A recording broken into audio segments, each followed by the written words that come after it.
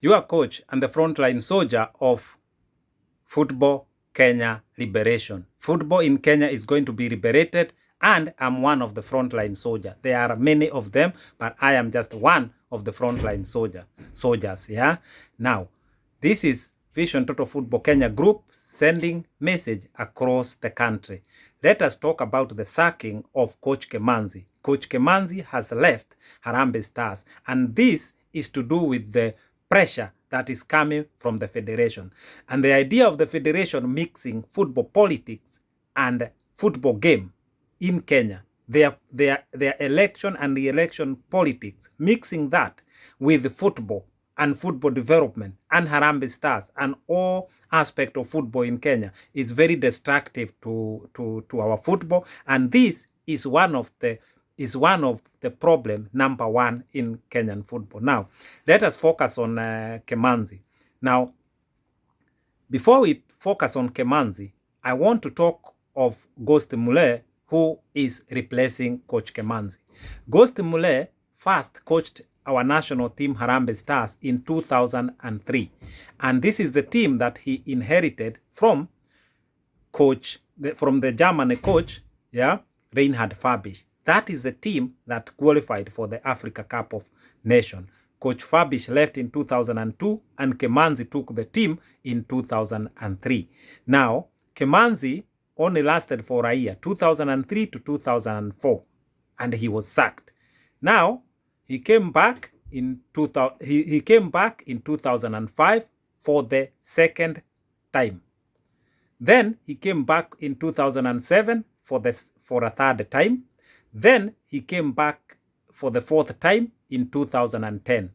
And that is when he took Kenyan team to Tanzania that was beaten by Malawi and Ethiopia, and he decided to quit. He decided to quit and he surrendered. He said, this Kenyan team, I can't take it any further. I don't know what is wrong with the team. I'm gone. That is 2010, fourth time.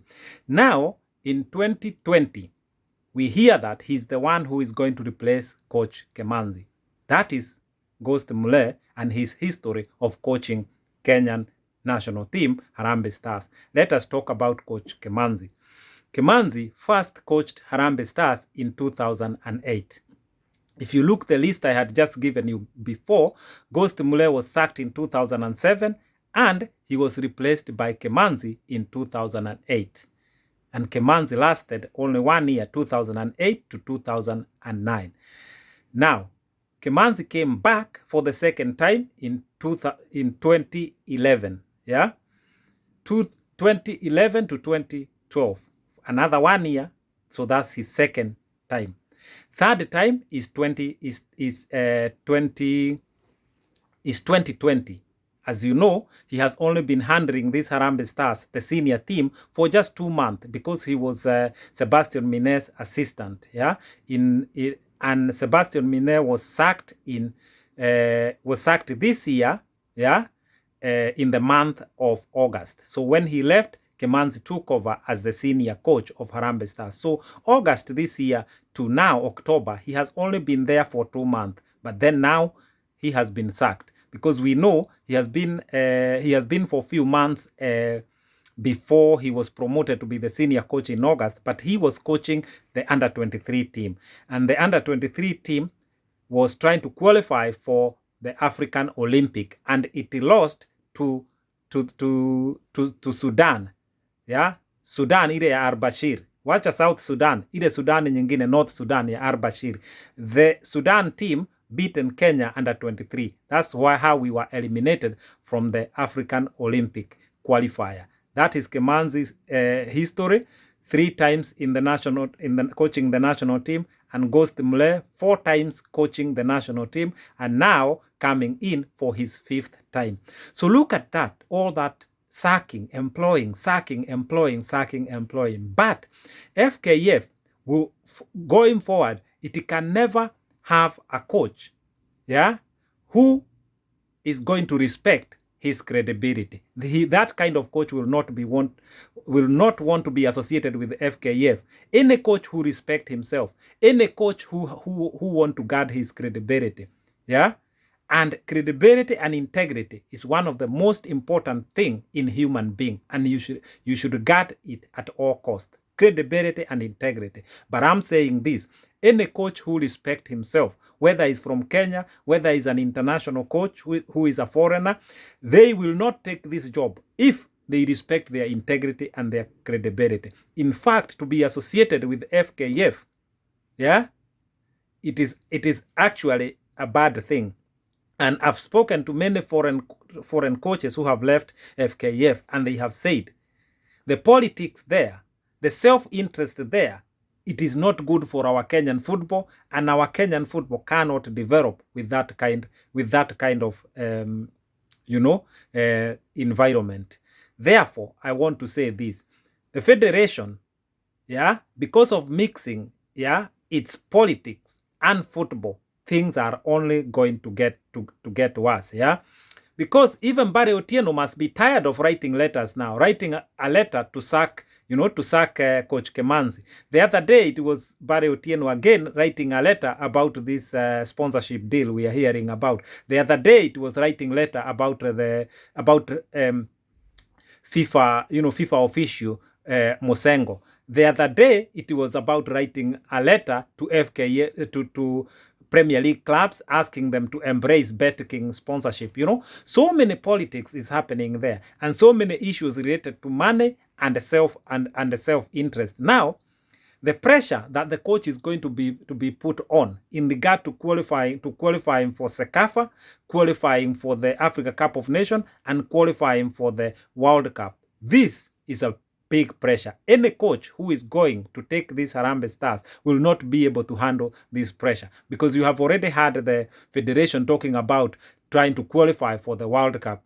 This is a dream too far for Kenya. Why don't we first think about qualifying for SECAFA? That is giving us problem. If you can remember well, we were eliminated from SECAFA Cup just the other day by Eritrea. Jameni, my God, Eritrea. A country of 4 million people, Eritrea, eliminated us the other day. That is why we did not qualify for SECAFA. Now, I keep saying this: AFCON qualification that we went last year, it was a circumstantial qualification. We took Sierra Leone place, and we know that. We were not meant to qualify. So luck was on our side. And I keep saying that was a circumstantial qualification. And luck does not come on your way every day. So what we need to do is to prepare our team good and sort our issue of football development, because that's where the failure is. Yeah, we cannot keep relying on Wanyama, Olunga, Ayub Timbe, and few others that when they are not in the team, we cannot even qualify for SECAFA, which is a village tournament, according to me. SECAFA, it is not something that we should be struggling to qualify. Believe me, it is. It is that is the caliber of SECAFA. It is a village cup. So if we are struggling to qualify for SECAFA, how the hell do we dream of qualifying for the World Cup? A qualification that we have been trying to do for the last 47 years, World Cup. And now you hear this wild dream. Tunataka qualify for World Cup. Tunataka kwenda hapa. Tunataka hivi. No, the federation has failed. Totally. It can make wild promises, but they will take us nowhere. Like I said in 2017, we saw a company called Mafro being paraded on Kenyan TV. That is the new sponsor for Harambee Stars. No, where did they go? I don't know. You don't know. They never sponsored Harambee Stars at all.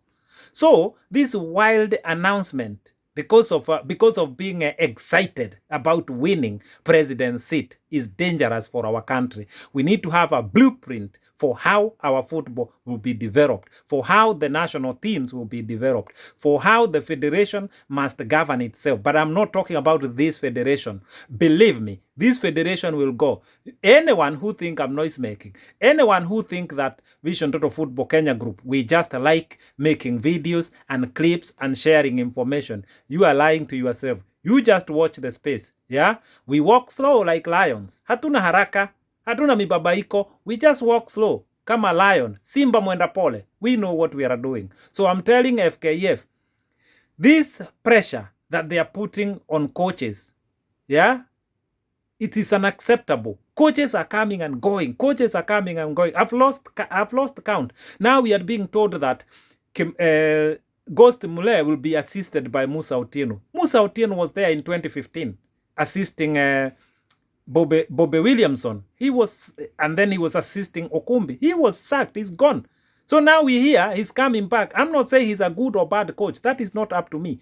But the rate in which coaches are being sacked and coming back, it tells you something wrong about the federation. It got to a point where the federation is keep recycling the same coaches because they cannot find any other coach. And I'm saying this, any coach who respects himself, who respects his credibility and his integrity, will not want to get involved in this FKF and its team. Now this pressure, haya mapressure anawekwa macoach, ndio wakikosa qualify, FKF refuses to take responsibility. It is going to condemn the coach, and they sack that coach, and they will continue to go on and saying that the federation and Team Blue want again to be re-elected in 2025. I know this is where they are going. This is why they are promising these wild dreams. So Wakenya tuketi chonjo. Federation imeanguka. Timu yetu is not capable of qualifying for the World Cup. Timu yetu is struggling to qualify for SECAFA unless special circumstances like last year.